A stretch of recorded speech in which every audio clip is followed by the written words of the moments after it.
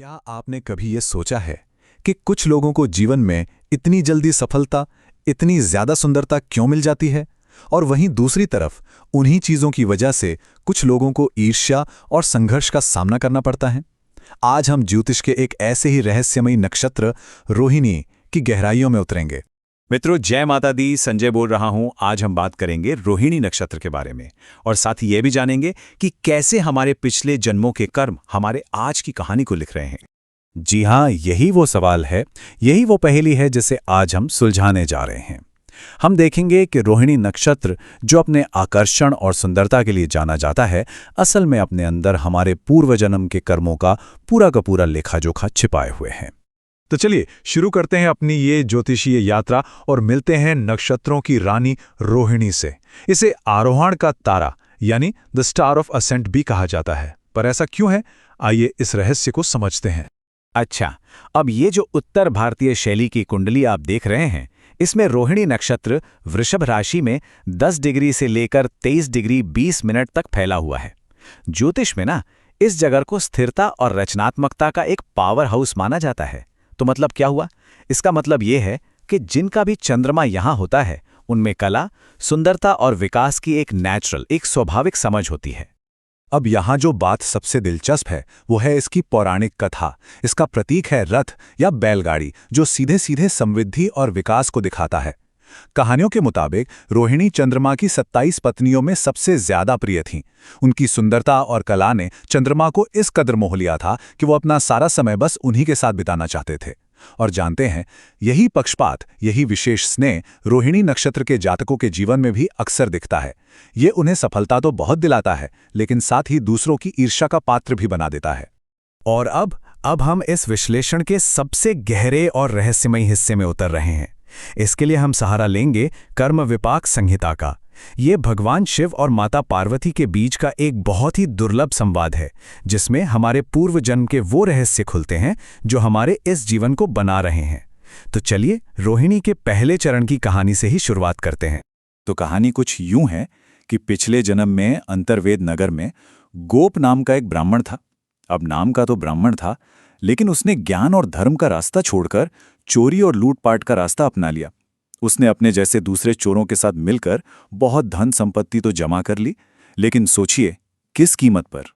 तो उस पिछले जन्म के कर्म का फल इस जन्म में कैसे मिलता है? देखिए, ऐसे व्यक्ति का स्वभाव तामसिक होता है।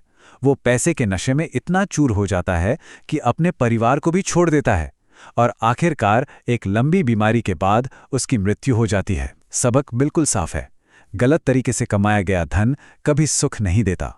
तो पहले चरण में हमने देखा धन के लालच का अंजाम। अब आगे बढ़ते हैं दूसरे चरण की तरफ और देखते हैं कि यहाँ कर्म का कौन सा नया अध्याय खुलता है, जो सीधे सीधे रिश्तों की पवित्रता से जुड़ा है। दूसरे चरण की ये कहानी हमें गंगा तट पर ले जाती है, जहाँ वासुदेव नाम का एक ब्राह्मण अपनी खूबसूरत पत्नी लीलावती के साथ रहता था। लेकिन लीलावती ने विवाह के बंधन का सम्मान नहीं किया।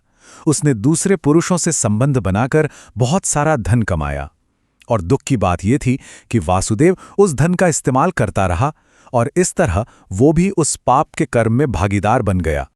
अब इस कर्म के नतीजे में इस चरण में जन्मे व्यक्ति को संतान और सेहत से जुड़े कष्ट उठाने पड़ते हैं। अक्सर अपनी पत्नी की वजह से उन्हें अपने काम धंधे में भी नुकसान झेलना पड़ता है। लेकिन ज्योतिष की सबसे खूबसूरत बात यही है कि ये सिर्फ समस्या नहीं बताता, समाधान भी देता है। भगवान शिव खुद इसके उपाय के तौर पर त्र्यंबकम यजामहे मंत्र का जाप करने की सलाह देते हैं, जो एक बहुत शक्तिशाली सुरक्षा कवच की तरह काम कर सकता है। तो हमने धन और रिश्तों से जुड़े कर्मों को देखा। अब बात करते हैं तीसरे चरण की, जो हमें सिखाता है कि हमारी जुबान में, हमारी वाणी में कितनी शक्ति है, और कैसे हमारे शब्द ही हमारी किस्मत बना या बिगाड़ सकते हैं।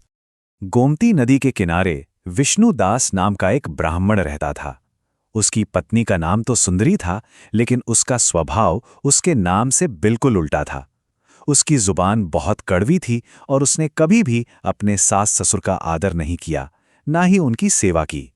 ये सुनने में भले ही छोटी बात लगे, लेकिन यही व्यवहार उसके अगले जन्म के गहरे दुखों का कारण बना।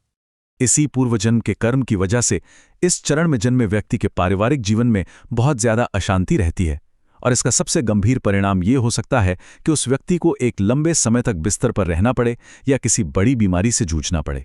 और अब हम पहुंच गए हैं रोहिणी के आखिरी यानी चौथे चरण पर। यह हमें एक ऐसी समस्या की याद दिलाता है जो आज के जमाने में बहुत आम है, भ्रष्टाचार और अपने पद का गलत इस्तेमाल। भगवान शिव बताते हैं कि इस चरण का जातक पिछले जन्म में बुद्धि शर्मा नाम का एक रसोइया था। लेकिन वो सिर्फ खाना नहीं पकाता था, वो भ्रष्टाचार की खिचड़ी भी पका रहा था। वो लोगों से दान तो खूब लेता था, लेकिन एक ब्राह्मण होने के जो कर्तव्य थे उन्हें कभी पूरा नहीं करता था। इस तरह उसने धर्म के नाम पर गलत तरीके से बहुत पैसा जमा किया। अच्छा, अब तक हमने कहानियां सुनी, लेकिन आपके मन में ये सवाल जरूर आ रहा होगा कि क्या ये सब असल जिंदगी में भी काम करता है? तो चलिए इन सभी सिद्धांतों को एक असली कुंडली के जरिए समझते हैं। ये उदाहरण हमें दिखाएगा कि ये पुराने कर्म आज हमारी जिंदगी पर कैसे सीधा असर डालते हैं। जरा इस कुंडली पर गौर कीजिए। यहां चंद्रमा रोहिणी के चौथे चरण में है। आप देखिए, चंद्रमा 7वें घर का स्वामी है, मतलब व्यापार और साझेदारी, और वो बैठा है 5वें घर में, जो कि संतान और संरचनात्मकता का घर है। तो ब्रह्मांड ने इस व्यक्ति को काम क्या दिया? काम ये था कि जिन लोगों को संतान से जुड़ी परेशानी है उनकी मदद करो। लेकिन हुआ क्या? 7वें घर के प्रभाव की वजह से उसने इस पवित्र काम को एक बिजनेस बना दिया, जो सीधे सीधे चौथे चरण की कहानी से जुड़ता है। और अब देखिए कर्म का खेल। इस व्यक्ति को एक धोखाधड़ी के मामले में सीबीआई की पूछताछ का सामना करना पड़ा, जिससे उसे बहुत ज्यादा मानसिक पीड़ा हुई। फिर जब उसने अपना एक पुराना वादा पूरा किया, वैष्णो देवी में निर्माण कार्य के लिए दान दिया, तो सिर्फ 2 हफ्ते के अंदर उसकी समस्या सुलझ गई। ये घटना हमें साफ साफ दिखाती है कि हमारे वादे और हमारे रुके हुए कर्म कितने शक्तिशाली होते हैं। कभी कभी हमारी समस्याओं का हल बाहर नहीं, बल्कि अपने अधूरे कर्तव्यों को पूरा करने में ही छिपा होता है।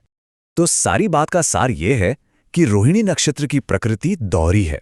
एक तरफ है प्रकाश, जिसमें रचनात्मकता है, सफलता है, भौतिक सुख है, लेकिन हर प्रकाश के साथ एक छाया भी चलती है, जिसमें दूसरों से ईर्ष्या है, पिछले कर्मों का बोझ है और रिश्तों में चुनौतियां हैं। असली कुंजी संतुलन में है। तो चलिए अब बारी है आज के सवाल की। अगर आपने पूरी चर्चा ध्यान से सुनी है तो इसका जवाब देना बहुत आसान होगा। सवाल है, कर्म विपाक संहिता के अनुसार रोहिणी के पहले चरण का जातक अपने पूर्व जन्म में क्या था? अपना जवाब नीचे कमेंट्स में जरूर लिखिएगा। देखते हैं सबसे पहले सही जवाब कौन देता है। तो अगर आज आपने इस नक्षत्र की ऊर्जा को महसूस किया है और ज्योतिष के इन गहरे रहस्यों को समझना आपको पसंद आया, तो इस जानकारी को लाइक और शेयर जरूर करें, और हमारे चैनल लाल किताब ज्योतिष एजुकेशन को सब्सक्राइब करना बिल्कुल न भूलें। और हाँ, कमेंट में ये जरूर बताइएगा कि आपकी कुंडली में कौन सा ग्रह इस शक्तिशाली नक्षत्र में बैठा है। अगली बार फिर मिलेंगे एक और नक्षत्र के रहस्यों के साथ। जय माता दी।